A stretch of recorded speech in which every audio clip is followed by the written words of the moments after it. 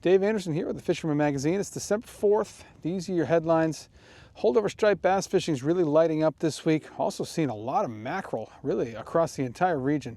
And Connecticut stocked some really big trout this week. Stay tuned for all that and more on this week's New England Fishing Forecast.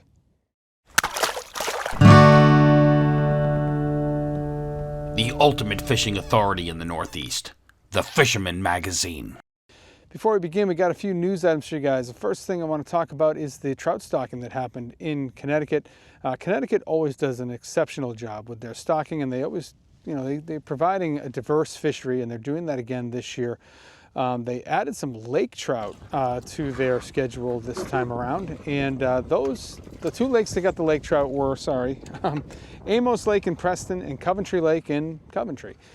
This week they also did two ponds with Seeforellen brown trout. If you don't know what a Seeforellen brown trout is, it's a German strain of brown trout which likes to live in lakes and grows very quickly and grows to immense sizes.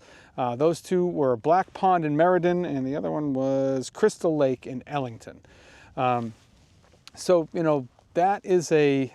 That's an exceptional opportunity for anglers in Connecticut, along with the regular trout stocking, along with their legacy salmon program. You've got a lot of opportunities for anyone who wants to anyone wants to freshwater fish in Connecticut waters. You have those, you have the walleye, you have the pike. Connecticut just does a great job, and they're doing it again here. Now let's check in with our tournaments. Here's what's going on in the Coastal Kayak Clash and the Dreamboat Challenge. Coming out of the final week of competition in the 2025 Coastal Kayak Clash, the defense rests. No new entries came in this week, and the scoreboard remains the same. We have Eddie Roman in third place with 4 points, Rothan Nong in second place with 5 points, and Dustin Stevens sits atop the scoreboard with a comfortable lead with 11 total points.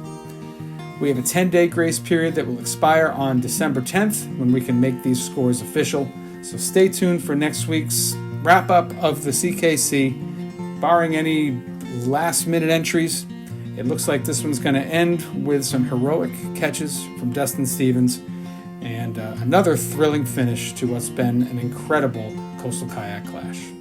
Now the latest in the Fisherman's Dreamboat Fishing Challenge. We start off with Long Island subscriber Vince Zorkis from Long Beach, New York, weighing in 2 entries at Bay Park Fishing Station first, with a sea bass weighing in at 4.20 pounds, which places him second in the sea bass category. Then taking 8th with a blackfish coming in at 8.55 pounds. With these 2 entries added to his count, it gives Vince a spot on the leaderboard. Next is New Jersey subscriber from Jersey City, Amir Rajpal, adding to his 2 other entries on the board with a 2.61 pound porgy weighed in at Bayonne Bait and Tackle, which puts him 8th in the porgy category and giving him a seat on the leaderboard. Long Island subscriber Garrett Krause gave a run in the challenge with a 5th place sea bass coming in at 4.14 pounds weighed in a Capital Tackle, and then placed 4th with a porgy at 2.18 pounds weighing in at Saltwater's Bait and Tackle. Ahmed Solomon, another Long Island subscriber who gave a good showing, entered the board with a 9th place blackfish weighing in at 8.06 at Bernie's Bait and Tackle. As of today, the leaderboard stands at Rashawn Williams with 33 points, Vince Zorkis with 25 points, and Amir Rajpal at 20 points. We have until December 10th for the final results. Stay tuned. Now let's check in with Jenni Ackerman. Here's a little preview of what's going on in her latest installment of Open Boat. Hey guys, welcome to this week's Open Boat. I'm your host, Jenni Ackerman, and today we're cruising the Striper coast of New Jersey, talking to tackle shops about what's hot, what's not, what's been biting, what's been working for this fall run season. So I'm going to take you guys with me as we check out these tackle shops and we get some intel on this very unique fall run season. So jump in and let's go. Last thing, of course, is the giveaway, which concludes this week. We're going to conclude our fall session. And after a lot of deliberation, I've decided to award John Spencer the prize pack this time around for that awesome striped bass that took the tog right at the edge of the boat. Just a great story. I was able to touch the photo up a little bit with Photoshop to yeah, I should make it a little brighter, a little bit easier to see, and I'll put that up on the screen here. But congratulations to him. I'll be reaching out before the weekend, and we'll get those things in the mail. And he's going to win the prize pack that includes a Dexter fillet knife, Yozuri Monster Shot, a Yozuri Mag Pencil, Tsunami Twitch Bait. We've got some Voodoo Shads in there. There's some bait fuel grubs. So it's a really nice and diverse prize pack, and that's going to go out to him. And really appreciate you guys for sending in great photos.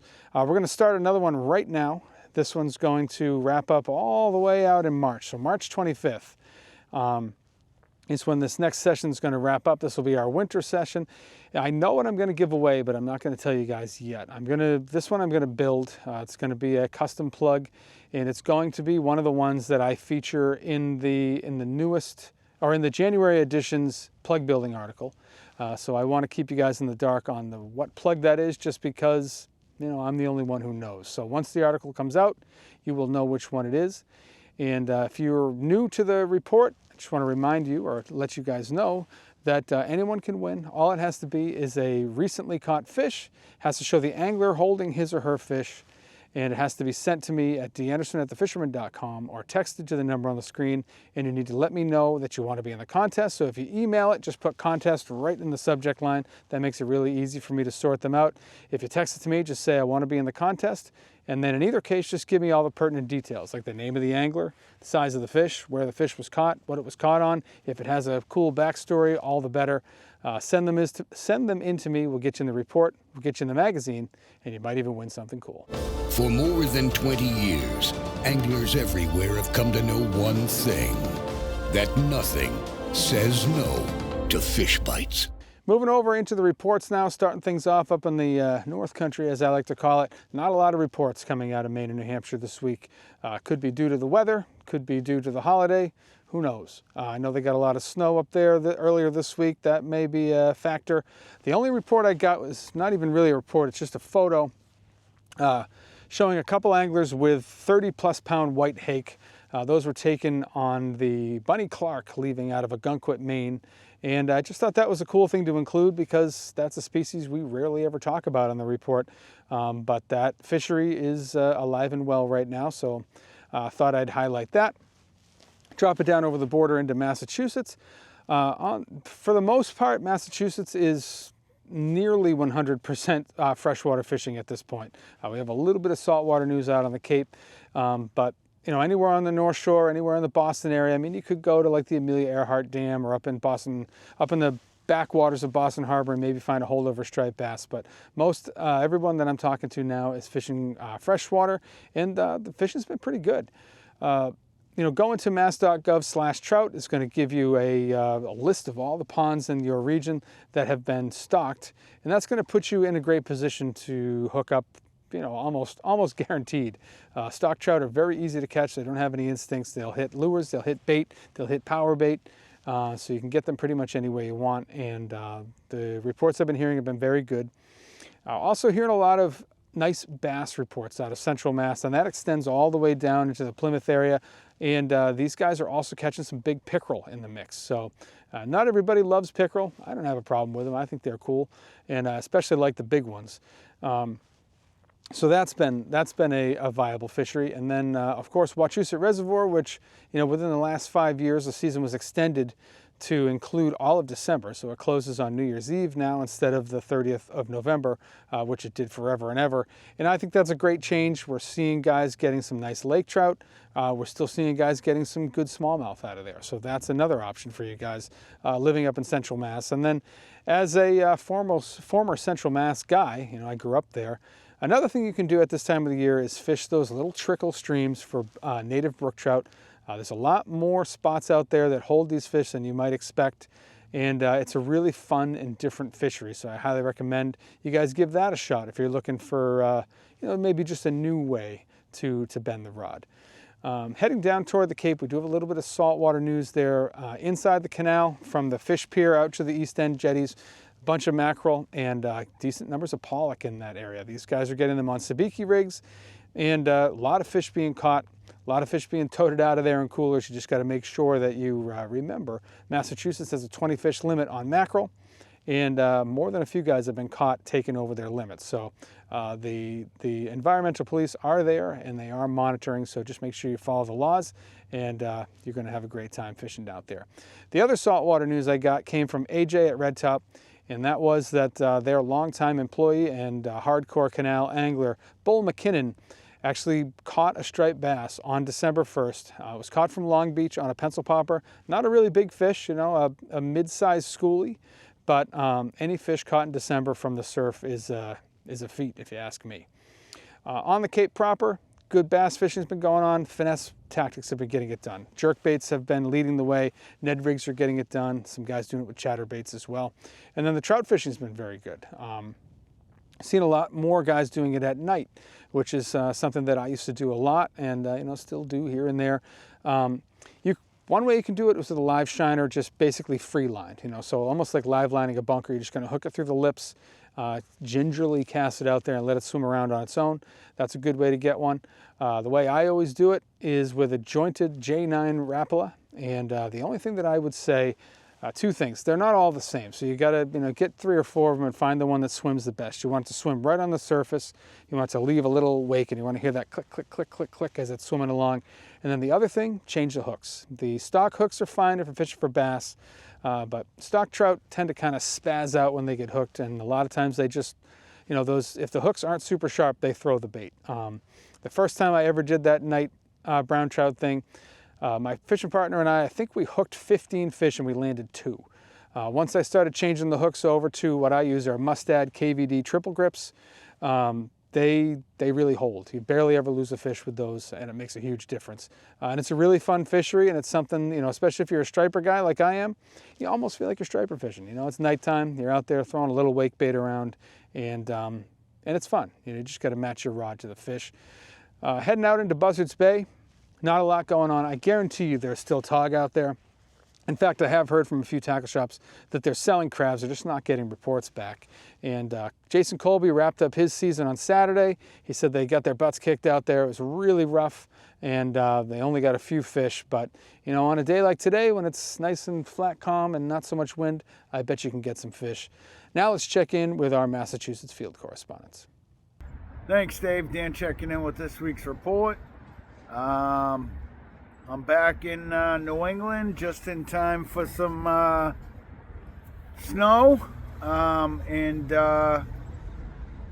my 8-day trip to St. Croix is officially over. I did get some color. Also managed to land a dozen or so tarpon. Some big tarpon out there. We caught, you know, everything from, you know, good-sized barracudas to blue runners and mutton snappers and mangrove snappers, all kinds of stingrays. You know, it's a tropical world, still in the United States, but you know, it's a different fishery from downtown Boston. Anyway, we had a blast, and now it's back to work, unfortunately, you know, but hey, it was good while it lasted. I haven't heard much in the Boston area. Obviously, majority of the guys got the boats out of the water, so the reports are slowing down. I did hear that the party boats are doing pretty good. December 1st, the giant bluefin tuna quota opened back up. Captain Bradley Delzingo went out and got a 300 and something pounder. And the tuna bite seems to be doing pretty good. I'm gonna try and get out there. The fish bucket's out of the water, but I'm gonna try and get out on one of our other friends' boats, and hopefully I'll get some footage for you. Anyway, guys, that's what I got for you. Stay safe, and I'll catch you on the next one.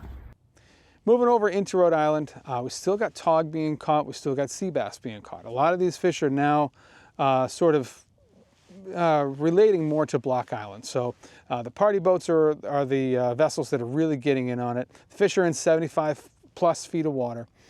And I'm still seeing good sizes of tog. It does seem like the bite may have tapered off a little bit, but that also could be due to the fact that there was just lower participation last week with the Thanksgiving holiday and all the travel, and the weather wasn't great. So still have plenty of opportunities to get tog. That bite's going to last probably at least until Christmas time. And we've also got sea bass being caught out there as well. And there are still some fish up in the Newport area, or kind of even getting up into the deeper spots at the mouth of the bay. But the lion's share of these fish are coming from the Block Island area, or heading east and west of Block Island onto places like the East Grounds and stuff like that. There are fish being caught and decent numbers of them. On the striper end of the coin, we're really not hearing anything from the beaches. We're not hearing anything from the bay, but there are some holdover fish coming out of some of the salt ponds. So if you, especially if you got a little boat or a kayak, with a fish finder, you can pop around out there and find a little concentration of fish. And sometimes they can be pretty nice sized fish out there. And then the only other thing that's happening on the saltwater end of things is a lot of mackerel around. There's mackerel on the South County beaches. There's mackerel around Point Judith. There's max up and around the eastern half or the western half of Aquidneck Island, up and around Newport. And that's been really good to see. There's still some squid around as well. So people are cashing in on that. And then on the freshwater end of things, we still got guys cashing in on the recently stocked trout. That bite's been very good. And Rhode Island is vastly underappreciated as far as largemouth bass goes. A lot of the ponds in Rhode Island, you haven't even ever heard of them because nobody talks about them. But the bass bite can be very good. And jerkbaits have been getting it done for the guys that I've been talking to. So that's something that you can definitely cash in on. And now let's check in with our Rhode Island field correspondents. Thanks, Dave. Hey, guys, got a quick report from the East Bay area here, Rhode Island, a little bit of southeastern Mass. Things have slowed down quite a bit. Not many people fish this week. I haven't get many reports from any of my field guys out there that mainly check in with me. I do know that there still is a white perch bite. And then there's two spots in the East Bay which you can try for them. One is the Parma River up towards the Bunktown Bridge. And between there and Route 6 in Rehoboth and Barrington. Good spot to try that whole shoreline over there. Multiple things are working. The 3-inch gulp's been working. Chunks of little shrimp that you can just buy in the store, or some squid. All floating on a dabba with about a 2.5-foot leader. Pretty much I just float that up in the current. And if you can find the school, you can just stay right on them. Some of the jigs are working. Another spot you could be trying is the Honeycomb Cove. Lots of places to fish from Honeycomb Cove. You got the White Church Bridge in Barrington. You got all of the shoreline along Wampanoag Trail that goes all the way up towards the East Providence line. Haven't heard much about some holdovers in Providence, but another spot if you like the holdover fish for striped bass could be the Providence River up near Point Street Bridge. Into the freshwater in the East Bay. Stafford Pond, Melville, both produce trout. If you can find a good weather window. I know the weather's been tough lately. Milford Pond, Upper Warren Reservoir in Swansea. Actually have been good with crappie, pickerel, yellow perch, and occasional bass if you can get them to bite still.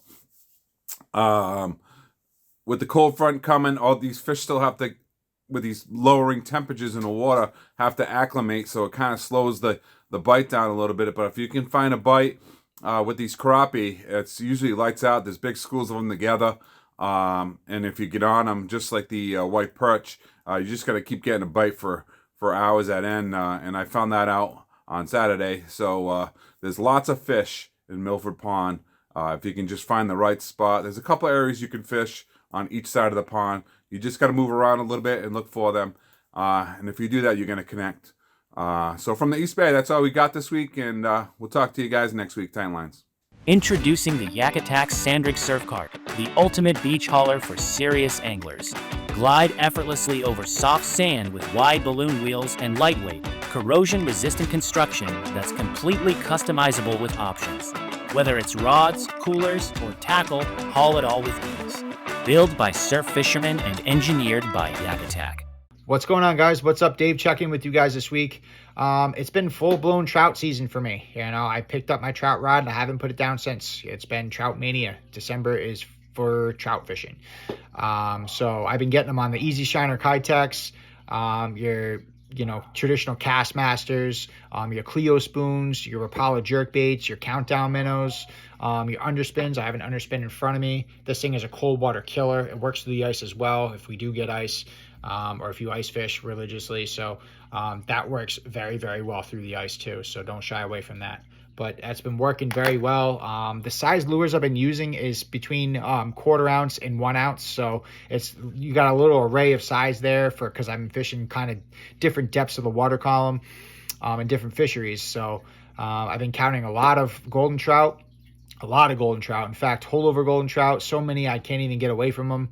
The brook trout, the size class brook trout this fall in Rhode Island has been incredible. They've been very, very nice fish. So if you're in the market for some brook trout fishing here in Rhode Island, do it. It's been very good. Some nice class size rainbows too as well. Overall, Dave, the trout bait's been good. It's been status quo. It's just going to keep getting better, and we'll keep our eyes peeled for some ice, huh? It'd be nice to have some local ice for once in a while. Actually, last year we got some ice, and I was loving it. And hopefully we get a streak going for like a couple of years, which would be cool. Even if it's for a month, Dave, But all right, I'm going to go rig up and get ready for tomorrow morning, and I'll catch you guys next week. Peace. Hey, John Lee, JL Charters, Point Judith, Rhode Island. Went mackerel fishing today. Just decided to do something different. A friend of mine told me that there's been some mackerel around, mostly down the South Shore, south of Charlestown, just south of Quaney. I ran across to the island and found some fish. Again, there was no birds. You just kind of see them on the fish finder and then start jigging them. And boy, these fish were boom, boom. We got a lot of fish. And I think to me, it's a blast. You're using spinning rods. It's fast action. It's the end of the season. And I'll freeze some of these, give some away, eat some. I gave a whole bunch to a buddy who's going giant tuna fishing. That's another fishery that's happening right now. There's a little bit of quota left, and there's some giants south and southwest of Block Island. And guys are going out there, and they're chunking. A lot of these fish are being chunked. And so these macs are great for that.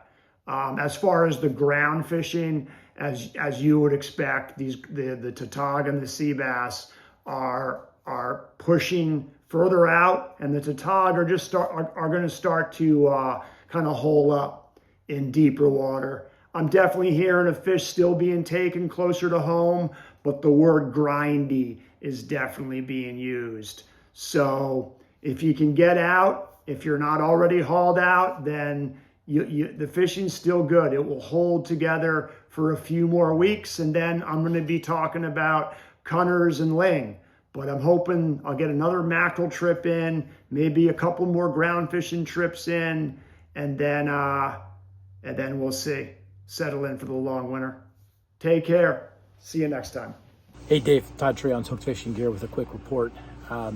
Things on the salt side for me starting to slow down. I got out one last time last week, trying to get some final fish for the kayak clash, but it was tough to get out there around the holidays, and the conditions, just so much wind. I wasn't able to get back out to the Todd grounds because it was just too windy, too bumpy out there the day I tried.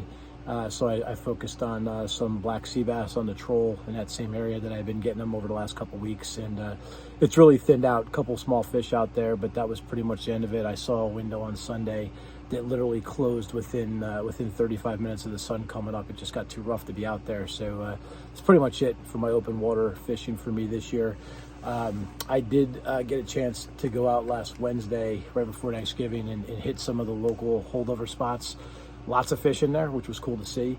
Got a couple nice ones, got a slot, 30-inch fish in there, and actually saw birds and fish working stuff on top water, which was kind of cool for a little bit in the morning. Not long action, but definitely some, good amount of marks back there, and hopefully that's going to be some good action for us for some time to come. In the meantime, now I'll start to pivot back to a bit of freshwater too. Good trout stocking by DM this fall is going to keep that going for a bit, and knock on wood, praying for some ice here soon to keep things going. Looking forward to a great show season, and hope you guys all have a fantastic holiday season. Stay hooked out there.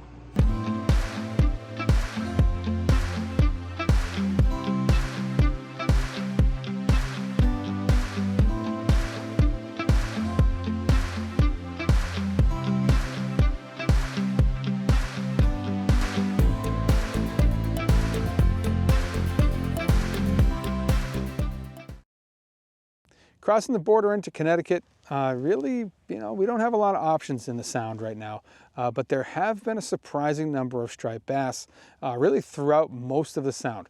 There's some bigger fish. These aren't big fish, but fish in the, let's say, 30 to almost 40-inch class on some of the reefs in the eastern and central part of the Sound, and then on some of the deeper ledges out by like 28C and 11B. Out in the western part of the Sound. So there's still a decent number of striped bass out there. There are very few boats cashing in. Guys are doing it with diamond jigs. They're doing it with soft plastics on jig heads. They're doing it with trolling swing plugs. Every once in a while, they're still seeing some top water activity. And then the other place that you're finding stripers in the actual Sound is at the mouths of rivers, at the mouths of harbors and little inlets and places like that. These fish tend to be smaller, more like in the 20-inch class. Little paddle tails and things like that will get it done there, but there's that's been pretty good. And then you got holdover fish. So you got holdover fish that are moving up into places in the Thames River, the Connecticut River, and then of course the Housatonic. Housatonic's been very good over the last week. We've seen some really nice fish coming out of there, fish up into the upper 20-pound class. Jigging with soft plastics at night has been the best way to get the biggest fish, but these fish can be caught around the clock. They can be caught anywhere from the mouth of the river all the way up to Sunnyside and even probably beyond that at this point. We got this really great photo from Noah Benzinger. This was his PB. His father is Mike Benzinger. You may know him as the proprietor of Zinger Baits. They make really nice soft plastics coming out of Western Connecticut, and this fish was actually caught on one of his father's baits. So we'd love to see that. We'd love to see kids getting involved in the fishery and getting out there at night and getting it done. So I definitely wanted to highlight that. And then on the freshwater end of things, of course, we have the recently stocked trout. You can go and do some of that lake trout or Seeforellen fishing. You can hit any of the, dozens, if not hundreds of ponds that are stocked with trout around the state. You've got the salmon opportunities in the Naugatuck and the Shetucket. And then, you got places like the Connecticut River that have a diverse list of species up in the coves. You can go into any one of those coves, Chapman Pond, Weathersfield Cove, any one of them. And you got the opportunity to get yellow perch, white perch, calico bass, largemouth bass, striped bass, smallmouth bass, pickerel, pike. You can go on and on from there. That place is just an incredible, incredible fishery. And it's underutilized in the winter, and take it from someone who knows. I've gone up there many times over the years in the winter, fished those coves, and had a great bite all to myself. December, January, February, it didn't matter. Really, really awesome fishing up there. So that's definitely something you guys should be cashing in on. And then, of course, you also have the Farmington River, which is like old school river fishing in the middle of Connecticut. So lots of opportunity in Connecticut waters. Now let's check in with our Connecticut field correspondents. Hey everybody, for this week's fishing report, we finished our season last Wednesday. We had some great black fishing right up to the end of the season and some good striper fishing as well. The stripers were moving into their winter holding areas and they were pretty active. They were hitting soft plastics like 7-inch sluggos and finesse fish really well. We're done for the year. We'll be starting back up second week of April next year, and we're already booking trips, so be sure to check us out. In the off season this year, I'll be going down to Panama to do some yellowfin tuna fishing and Louisiana for some big bull redfish, so stay tuned for that.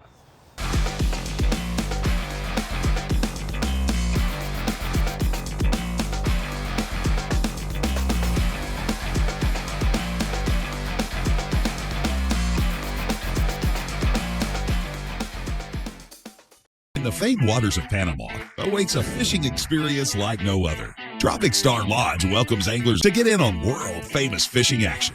Plan your perfect trip today.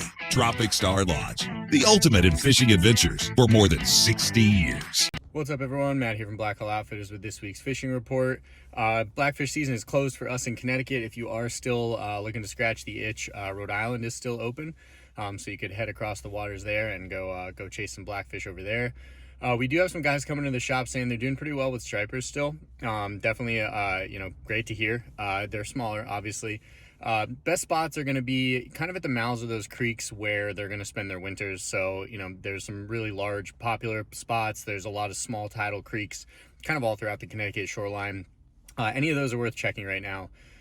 Small paddle tails, small jerk baits. You can do like a Yozuri mag darter. You can do like jerk shads, anything small.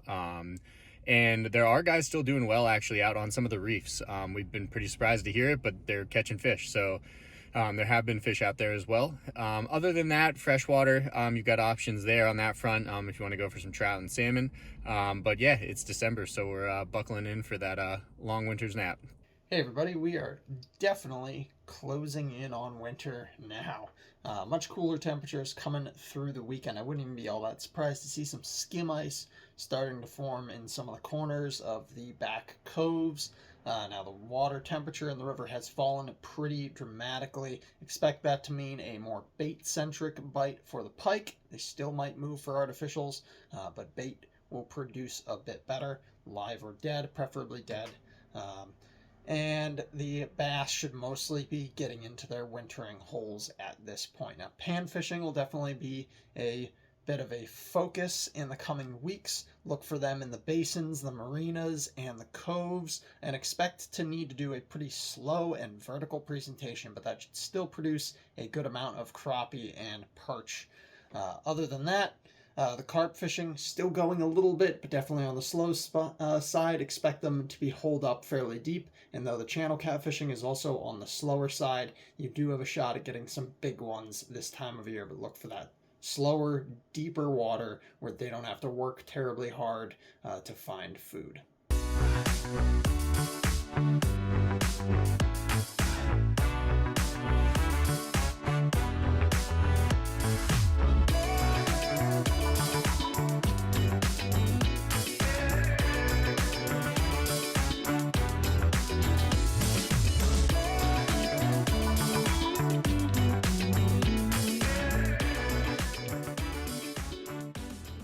Guys, how's it going? Ben Gilmore checking in from here in Costa Rica with this week's fishing report.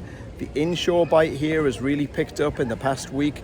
Tons of threadfin herring have now arrived along the beaches, which brings the inshore fish hot on their heels. The roosterfish bite has been really good along the beaches and at the rocks. We've had some really nice snook this week, as well as mackerel, jacks, snappers, and all of our other inshore species.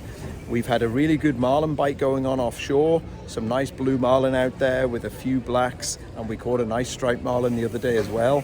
The sailfish bite has been solid. We released 5 sailfish only today, and we've been getting some big bull dorados really close to shore, just 8 to 15 miles out, as well as yellowfin tuna schools further offshore. Would love to see you guys down here in Costa Rica this winter. Come and join us. This is Ben Gilmore of Jackpot Sport Fishing, and back to you. And that's what I have for you guys in the reports this week. Hopefully it's going to inspire you to get out there between holiday shopping and, trying to work off some of those Thanksgiving pounds. A good way to do it is getting out there doing a little fishing. So if you get out there, take some photos, send them in to me at theanderson@thefisherman.com. We'll get you in the contest, we'll get you in the magazine, and you might win something cool. And if you're not a subscriber to the Fisherman magazine, head over to our website. That's thefisherman.com. We cover all the fishing from Delaware up to Maine. We cover every angling discipline, whether you're a surf guy or an offshore guy or anything in between. And it's going to cost you $31.95 for the year. You can come to a show, which will be coming up in January. We got a bunch of those throughout the winter. We're giving away Danco pliers again this year with every subscription, which is, that's one heck of a giveaway. But for $31.95, you're going to get 12 issues sent to your house. Those are paper magazines, and you're going to get 26 digital editions sent to your email. You're going to get digital access to all of our back issues. You're going to get digital access to our other editions. All of that for one low price of $32. It's the best $32 you can spend in fishing. It also makes a great holiday gift. But if you head over to the website and you're still not interested, at the very least, give us a like and subscribe here on YouTube and hit that little bell thing down there so you get a notification every time we post something new. I appreciate you guys for watching, and we'll see you next week.